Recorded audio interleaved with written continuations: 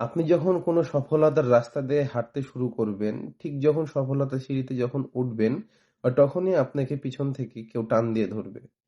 হয়তো কেউ এসে এটা বলবে যে, "এই কাজটা করিস না, এটা ভালো না বা এটা কি তোর সাথে যায়? আসলে তুই তো এমন না বা তুই তো এরকম ছিলি না।" এটা অনেকজন বলবে।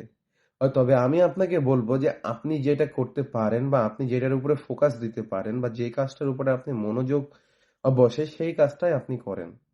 কারণ আপনি যখন সাকসেস হবেন না বা আপনি যখন জীবনের লোয়ার জায়গায় যখন পড়ে থাকবেন ঠিক তখনই আপনার এলাকার মানুষ, আপনার বাসার পাশের মানুষ আপনার কোনো পরিচয়ই দিবে না। কিন্তু আপনি যখন সাকসেস হবেন তখন আপনার এলাকার মানুষ বলেন বা আপনার বাসার পাশের মানুষ বলেন, এরা সবাই আপনাকে বলবে এটা আমার ভাই হয়, এটা আমার ভাতিজা হয়। এমনকি বাবা-মাও আপনাকে বুক ফুলিয়ে আপনাকে নিয়ে গর্ব করে বুক ফুলিয়ে বলবে যে হ্যাঁ, এটা আমার ছেলে।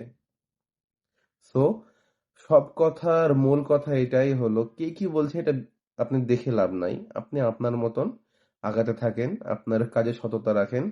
ইনশাআল্লাহ সফলতা পাবেন। আসসালামু আলাইকুম।